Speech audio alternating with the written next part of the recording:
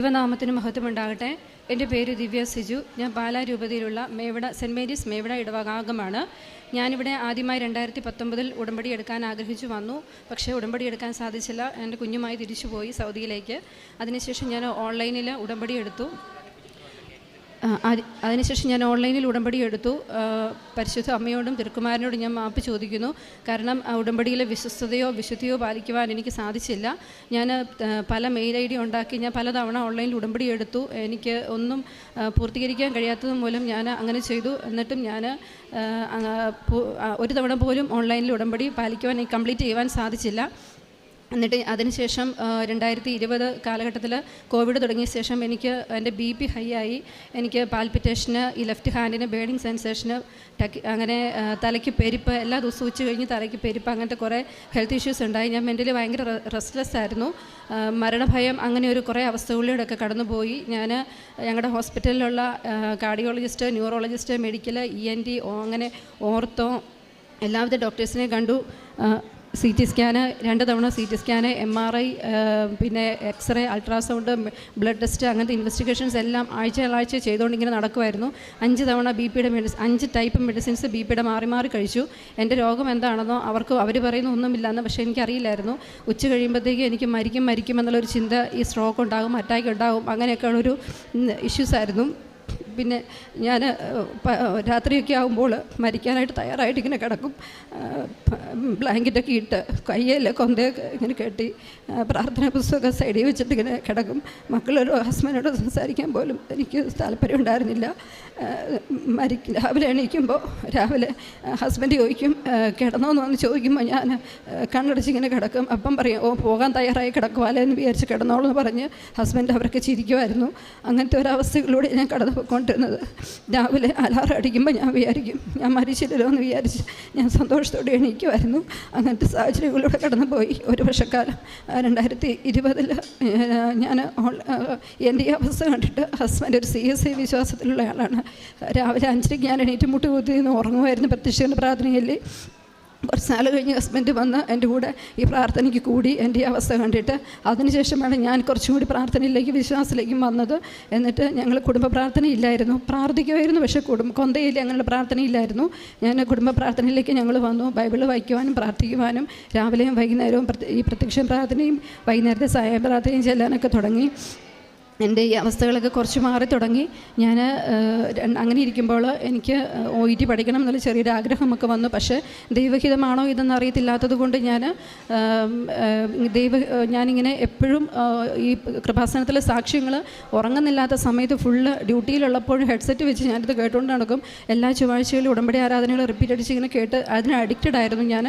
അങ്ങനെ കേട്ടുകൊണ്ടിരുന്നപ്പോൾ ഞാനിങ്ങനെ കേൾക്കുന്ന സാക്ഷ്യങ്ങൾ മിക്കവാറും OET റിലേറ്റഡ് ആയിട്ടുള്ളതൊക്കെ ആയിരുന്നതുകൊണ്ട് ഞാനിങ്ങനെ ഞാനും OET പഠിച്ചാലോ എന്ന്. പക്ഷേ 2 തവണ IELTS ഫെയിൽഡായിരുന്നു ഞാൻ നേരത്തെ. അതുകൊണ്ട് എനിക്കിത് ദൈവഹിതമല്ല എങ്കിൽ ഞാൻ ഒട്ടും ആഗ്രഹിക്കുന്നില്ല ഒരു യൂറോപ്യൻ കൺട്രി പോകാനൊന്നും. അപ്പോൾ ഞാനിങ്ങനെ വിചാരിച്ചു ദൈവം ഹിതം ആഗ്രഹിക്കുന്നെങ്കിൽ മാത്രം മതി എന്ന് വിചാരിച്ച് ഞാൻ 3 ദിവസം പരിശുദ്ധാത്മാവിൻ്റെ ഒരു പ്രാർത്ഥന ചൊല്ലി സമയം കൊടുത്ത് പ്രാർത്ഥിച്ചു, നിയോഗം വെച്ചു. 3 ദിവസത്തിനുള്ളിൽ ആരെങ്കിലും എന്നോട് ഈ OET പഠിക്കാനോ എന്തെങ്കിലും പറയണമെന്ന് വിചാരിച്ച്. അപ്പോൾ ഞാനിങ്ങനെ 3-ാമത്തെ ദിവസം, അത് 28/10/2021 ഞാൻ ജോസഫ് അച്ഛനെ സ്വപ്നം കാണുന്നു ഉറക്കത്തിൽ. അച്ഛനെ ഞാൻ കുമ്പസാരക്കൂട്ടിൽ നിന്ന് കുമ്പസാരിക്കുന്നത് പോലെയാണ് ഞാൻ കണ്ടത്. ജോസഫ് അച്ഛൻ പറയുന്നു നീ OET പഠിക്കണം എന്നൊരൊറ്റ കാര്യം മാത്രമാണ് ഞാൻ അച്ഛനെ സ്വപ്നത്തിൽ കണ്ടത്. അന്ന് തന്നെ ഞാൻ പിറ്റേ ദിവസം രാവിലെ OETക്ക് ഓൺലൈനിൽ കോഴ്സ് കൂടാനായിട്ട് പേയ്മെൻറ്റ് ചെയ്തു, പഠിക്കാൻ തുടങ്ങി. പിന്നെ 2022 എനിക്കിവിടെ കടന്നു വരാൻ സാധിച്ചത്. ഇവിടെ വന്ന് ഉടമ്പടി എടുത്ത് 3-ാമതായിട്ട് ഞാൻ നിയോഗം വെച്ച് പ്രാർത്ഥിച്ചിരുന്നത് എൻ്റെ ചാച്ചനും അമ്മയ്ക്കും ഒരു നല്ല വീട്ടിലേക്ക്, ഒരു വാടക വീടാണെങ്കിലും നല്ല വീട്ടിലേക്ക് മാറ്റി താമസിക്കാൻ പറ്റണമേ എന്നായിരുന്നു. അപ്പോൾ ഇവിടെ വന്ന് ഉടമ്പടി എടുത്ത് തൈലവും വെഞ്ചരിച്ച ഉപ്പും ഞങ്ങൾ ഇവിടുന്ന് പോയി. 3-ാമത്തെ ദിവസം 26 ഡിസംബറിൽ ഞാൻ ഒരു പുതിയ വീട് ഞങ്ങൾ കാണാൻ പോയി. ആ വീട്ടിൽ ഞാൻ കയറുന്ന വാതിലിൽ ഞാൻ തൈലം, വിശുദ്ധ തൈലം കുരിശ് വരച്ച് പ്രാർത്ഥിച്ച് ഭവനത്തിൽ ആര് താമസിക്കാൻ ആഗ്രഹിച്ചാലും ആ ഭവനം അവർക്ക് സന്തോഷത്തോടെ കൊടുക്കണേ കെട്ടുകളെല്ലാം അഴിക്കണമെന്ന് പ്രാർത്ഥിച്ചു. എല്ലാ ആ വാതിലിൻ്റെ ജനലിൻ്റെയും എല്ലാ ആരും കളയാത്ത എല്ലാ മൂലകളിലും ഞാൻ വിശുദ്ധമായ ഉടമ്പടി ഉപ്പ് ഇട്ട് പ്രാർത്ഥിച്ചു. വിശ്വാസ പ്രമാണം ചൊല്ലി. ഞാൻ ആ വീടൊന്നും ആഗ്രഹിക്കുകയോ ആ വീടിൻ്റെ ഓരോ മുറികൾ പോലും നോക്കുക പോലും ചെയ്തില്ല. ഞാൻ എന്നിട്ട് ഫ്രണ്ടിൽ വന്നിരുന്നു. പക്ഷേ 3-ാമത്തെ ദിവസം അതിന് ടോക്കൺ കൊടുക്കുവാൻ തക്കവണ്ണം പരിശുദ്ധ അമ്മയെ ഞങ്ങൾക്ക് ഇടയാക്കി ആ ഭവനം ഞങ്ങൾക്കിപ്പോൾ സ്വന്തമാക്കി. 1 മാസത്തിനുള്ളിൽ ഞങ്ങൾക്ക് ഹൗസ് വാമിങ് നടത്തുവാനും ഞങ്ങളുടെ കയ്യിൽ 1 ലക്ഷം പോലും രൂപ ഇല്ലായിരുന്നു. പക്ഷേ ഹസ്ബൻഡിൻ്റെ വീട്ടുകാർ സഹായിച്ചതും ബാക്കി ബാങ്ക് ലോണുമായിട്ട് ഞങ്ങൾ ആരുടെയും മുമ്പിൽ കൈ നീട്ടിയില്ല. എല്ലാവരും ഇങ്ങോട്ട് തരുമായിരുന്നു. എൻ്റെ ആ 3-ാമത്തെ ഉടമ്പടി അങ്ങനെ പൂർത്തീകരിച്ചു. അതിനുശേഷം ഞാൻ OET പഠിച്ചുകൊണ്ടിരുന്നു. 3 തവണ സൗദിയിൽ OET എഴുതി. പക്ഷേ റീഡിംഗ് എന്ന മോഡ്യൂൾ എനിക്ക് ക്ലിയർ ചെയ്യാൻ കഴിഞ്ഞിരുന്നില്ല. 20 മാർക്കിനായിരുന്നു ഞാൻ ഫെയിലായിക്കൊണ്ടിരുന്നത് 3 തവണ. 4-ാമത്തെ തവണ നാട്ടിൽ എക്സിറ്റ് വന്നതിന് ശേഷം ഞാൻ പ്രാർത്ഥിച്ച് ഇവിടെ വന്ന് ഉടമ്പടി പുതുക്കിയിട്ടൊക്കെയാണ് ഞാൻ പോയി എഴുതി. പക്ഷേ ഞാൻ ഫെയിലായി. 2ാമത് വീണ്ടും ഞാൻ വിശ്വാസം കൈവിടാതെ പ്രാർത്ഥിച്ചു. ഞാൻ ആ എക്സാം എഴുതിയത് അന്ന് തന്നെ എനിക്കറിയായിരുന്നു ഞാൻ ഫെയിലാകുമെന്ന്. അന്ന് തന്നെ ഞാൻ അടുത്ത എക്സാമിന് ഡേറ്റ് എടുത്തു. പക്ഷേ ഞാൻ ആ എഴുതിയ എക്സാമിൻ്റെ റിസൾട്ട് വിത്ത്ഹോൾഡായി. റിസൾട്ട് വന്നില്ല. 2ാമത് എഴുതിയ ആ മാസത്തിൽ തന്നെ എഴുതിയ എക്സാമിന് പോയിരുന്നപ്പോൾ A പാർട്ട് ഞാൻ കംപ്ലീറ്റ് കുഴപ്പമില്ലാത്തതാണ് ചെയ്തു. B പാർട്ട് C പാർട്ട് ഞാൻ എന്താ ചെയ്തതെന്ന് എനിക്ക് പോലും അറിയില്ല. ഈ 4 തവണ ഞാൻ OET എഴുതിയതിൽ 1 മിനിറ്റ് 1 സെക്കൻഡ് പോലും എനിക്ക് എക്സ്ട്രാ ലഭിക്കാതിരുന്ന എനിക്ക് 13 മിനിറ്റിന് മുമ്പ് ഞാൻ ഈ OET റീഡിംഗ് എന്ന എക്സാം എഴുതിയിട്ട് ഞാൻ വെറുതെ ഇരിക്കുമായിരുന്നു. എങ്ങനെ സംഭവിച്ചു എന്നെനിക്കറിയില്ല. ഞാനല്ലായിരുന്നു ആ പരീക്ഷ എഴുതിയിരുന്നത്. പരിശുദ്ധ അമ്മയും പരിശുദ്ധാത്മാവും ഈശോയും എന്നെ കൈപിടിച്ച് നടത്തുമായിരുന്നു. ഞാൻ ക്വസ്റ്റ്യൻ വായിക്കും, പാരഗ്രാഫ് വായിക്കും, ടിക്കറ്റും അങ്ങനെ പോകുമായിരുന്നു. എനിക്ക് എനിവേ റിസൾട്ട് വന്നു. ഞാൻ ഇങ്ങനെ തന്നെ പ്രാർത്ഥിച്ചു. ഞാൻ ഈ 2 റിസൾട്ടിൽ ഏതെങ്കിലും ഒരെണ്ണത്തിന് ജയിക്കുവാണെങ്കിൽ ഞാൻ ന്യൂസിലാൻഡിൽ പോകണമെന്ന് ദൈവഹിതമാണെന്ന് ഞാൻ വിശ്വസിക്കും. ഇല്ലെങ്കിൽ ഇതുവരെയുള്ള ഞാൻ ചെയ്ത പ്രോസസ്സിങ്ങിൻ്റെ എല്ലാ പൈസയും പൊയ്ക്കോട്ടെ, അത് ദൈവഹിതമല്ല, ഞാൻ മറ്റു വഴി നോക്കും എന്ന് മാത്രം ഞാൻ ആഗ്രഹിച്ച് പ്രാർത്ഥിച്ചു. പക്ഷേ റിസൾട്ട് വന്നു. ഞാൻ പരിശുദ്ധാമ്മയുടെ മുമ്പിൽ വന്നാണ് ഞാൻ റിസൾട്ട് തുറന്നപ്പോൾ ആ 2 റിസൾട്ടും ഞാൻ 350 കിട്ടി, പാസ്സായി. പരിശുദ്ധാമ്മയോട് ഒരുപാട് നന്ദി പറഞ്ഞു. അങ്ങനെ എൻ്റെ ആ ന്യൂസിലൻഡിൻ്റെ പ്രോസസ്സിങ് ഞങ്ങൾ ചെയ്തു. പിന്നെ 3-ാമതായിട്ട് എൻ്റെ മോൾക്ക് അഡിനോടോൺസിലൈറ്റിസ് എന്നൊരു ഇഷ്യൂസ് ഉണ്ടായിരുന്നു. കുറേ ഹെൽത്ത് ഇഷ്യൂസ് ഉണ്ടായിരുന്നു. പരിശുദ്ധമ്മയുടെ മുമ്പിൽ വന്ന് മുട്ട് കുത്തിച്ചേക്കാം എന്ന് പറഞ്ഞു. പിന്നെ ദൈവഹിതമെങ്കിൽ എല്ലാ ഡോക്ടേഴ്സും കാണുന്നവർ ഓപ്പറേഷനായിരുന്നു സജസ്റ്റ് ചെയ്തിരുന്നത്. ഇവിടെ വന്നു മുട്ട് കുത്തിച്ച് പ്രാർത്ഥിച്ചു. ഞങ്ങൾ പോയി ഡോക്ടറെ കണ്ടു. ആദ്യമേ കണ്ട ഡോക്ടർ ഓപ്പറേഷൻ സജസ്റ്റ് ചെയ്തു. 2ാമതൊരു ഡോക്ടർ സെക്കൻഡ് ഒപ്പീനിയൻ എടുത്തു. ആ ഡോക്ടറും ഗ്രേഡ് 4 അഡിനോയിഡ് ആണെന്ന് പറഞ്ഞു. ഓപ്പറേഷൻ ചെയ്തതിന് ശേഷം ആ ഹെൽത്ത് ഇഷ്യൂസ് എല്ലാം മാറി. ഓപ്പറേഷനിലൂടെ പരിശുദ്ധ അമ്മ മോൾക്ക് പൂർണ്ണമായ സൗഖ്യം നൽകി. അവർക്കുണ്ടായിരുന്ന എല്ലാ ഹെൽത്ത് ഇഷ്യൂസും മാറി കിട്ടി. ദൈവനാമത്തിന് നന്ദി പറയുന്നു. അതുപോലെ തന്നെ എനിക്ക് എൻ്റെ ചാച്ചന് ഉണ്ടായിരുന്ന സ്മോക്കിങ്, ഒരു സ്ട്രോക്ക് എന്ന ഒരു ഹെൽത്ത് ഇഷ്യൂ വന്നു. എന്നാലും അത് ക്ലിയറായി കിട്ടി. ആ പുകവലി എന്നേക്കുമായി മാറി. സിസ്റ്ററിൻ്റെ ഹസ്ബൻഡ് മദ്യപാനം ഉണ്ടായിരുന്നു. അതുമൂലം കുറേ ഇഷ്യൂസ് അവർക്കുണ്ടായിരുന്നു. അതും മാറിക്കിട്ടി. ഈ സ്ട്രോക്ക് തന്നെ പുള്ളിക്കും വന്നു. സ്ട്രോക്കല്ല, അറ്റാക്ക് പോലെ വന്നു. അതും മാറിക്കിട്ടി. എൻ്റെ ന്യൂസിലാൻഡ് പ്രോസസ്സിങ്ങിൽ ഞങ്ങൾക്ക് ഫിനാൻഷ്യലി യാതൊന്നും ഞങ്ങളുടെ കയ്യിലില്ലായിരുന്നു. പക്ഷേ എനിക്ക് ഇപ്പോൾ കഴിഞ്ഞ മാർച്ച് 16-ാം തീയതി ഞാൻ ഇവിടെ വന്നു. വിസ വന്നിട്ടുണ്ടായിരുന്നു, DL വന്നായിരുന്നു. എൻ്റെ ഏജൻസിയിൽ നിന്ന് പറഞ്ഞിരുന്നു എന്നോട് ജൂണിന് ശേഷമേ നിനക്ക് എന്തെങ്കിലും ആകുള്ളൂ എന്ന് പറഞ്ഞു. ഞാൻ ആ സമയത്ത് തന്നെ പ്രത്യക്ഷ പ്രാർത്ഥന ചൊല്ലിക്കൊണ്ടിരുന്നപ്പോൾ രാവിലെ 5:30 ജനുവരിയിലായിരുന്നു. രാവിലെ 5:30 ഞാൻ പ്രാർത്ഥിച്ചുകൊണ്ടിരുന്നപ്പോൾ ഞാനിങ്ങനെ പ്രാർത്ഥിച്ചു, മാതാവേ, ഞാൻ ഈ ചെല്ലുന്നത് നീ കാണുന്നുണ്ടോ? ഞാൻ ഈ പ്രാർത്ഥിക്കുന്നത് വെറുതെയാണോ? ഞാൻ പകുതി ഉറങ്ങിക്കൊണ്ടൊക്കെയായിരുന്നു ചൊല്ലിക്കൊണ്ടിരുന്നത്. ഉറങ്ങിപ്പോവും. അപ്പം പലതവണയായിട്ട് ഞാൻ ഈ പ്രാർത്ഥന കംപ്ലീറ്റ് ചെയ്തുകൊണ്ടിരുന്നു. ഒരു 10-25 മിനിറ്റ് നിന്ന് പ്രാർത്ഥിക്കുമായിരുന്നു. അപ്പം ഞാനിങ്ങനെ പ്രാർത്ഥിച്ചുകൊണ്ടിരുന്നപ്പം കറക്റ്റ് 5:39 ആയപ്പോഴത്തേക്കും എൻ്റെ ഫ്രണ്ട് ന്യൂസിലാൻഡിൽ നിന്ന് മെസ്സേജ് അയച്ച് ചോദിച്ചു, ഞാൻ വിളിക്കട്ടെ എന്ന് ചോദിച്ചു. എനിക്ക് അന്ന് തന്നെ അവൾ ഒരു നമ്പർ തന്നു, വിളിക്കാൻ പറഞ്ഞു. ഒരു പുതിയ ഏജൻസിയുടെ നമ്പർ തന്നു.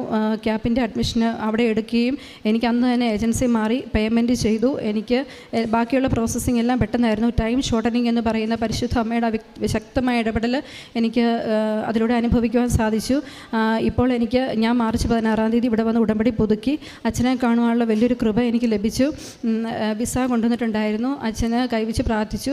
20-ാം തീയതി എനിക്ക് പ്ലേസ്മെൻറ്റിന് ഡേറ്റ് വന്നു. അതും ഇതുപോലെ തന്നെ പ്രത്യക്ഷീകരണ പ്രാർത്ഥന ചൊല്ലിക്കൊണ്ടിരുന്ന ആ സമയത്ത് തന്നെ ന്യൂസിലാൻഡിൽ നിന്ന് എനിക്ക് ഒരു മെസ്സേജ് വരികയായിരുന്നു ഗ്രൂപ്പിൽ, May 6th ബാച്ചിലേക്ക് പ്ലേസ്മെൻറ്റ് ആണ് എന്നും പറഞ്ഞുകൊണ്ട് അതും പ്രത്യക്ഷ പ്രാർത്ഥനയുടെ ശക്തി അറിയുവാൻ തക്കവണ്ണം പരിശുദ്ധ അമ്മ എനിക്ക് ഇട തന്നു. കാരണം എനിക്കൊരു ഉറപ്പില്ലായിരുന്നു. കാരണം ഞാനീ പ്രാർത്ഥിക്കുന്നത് പരിശുദ്ധ അമ്മ കാണുന്നുണ്ടോ, ദൈവം കാണുന്നുണ്ടോ എന്നുള്ളത്. അതിലൂടെ എനിക്ക് എൻ്റെ വിശ്വാസം പൂർത്തീകരിക്കാൻ സാധിച്ചു. ഇത് ചെറുതും വലുതുമായി എനിക്ക് ഒരുപാട് അനുഗ്രഹങ്ങൾ കിട്ടി. ഞങ്ങളുടെ ഒരു സ്ഥലം വീട് വിറ്റത് മൂലം ഞങ്ങൾക്ക് ഞങ്ങളുടെ ഒരു വീട് വേറൊരാളുടെ വീട് വിറ്റെങ്കിൽ മാത്രമേ ഞങ്ങൾക്ക് കിട്ടാനുള്ള കുറച്ച് പൈസ കിട്ടാനുണ്ടായിരുന്നുള്ളൂ. എങ്കിലും ഞങ്ങൾക്ക് വീട് മേടിച്ച ആൾക്ക് ബാക്കി പൈസ കൊടുക്കാനുണ്ടായിരുന്നു. ആ വീട്ടിൽ പോയി ഞങ്ങൾ ഉടമ്പടി തൈലവും വെഞ്ചരിച്ച ഉപ്പും ചൊല്ലി ഞാനും ഹസ്ബൻഡും കൈവച്ച് വിശ്വാസപ്രമാണം ചൊല്ലി പ്രാർത്ഥിച്ചു.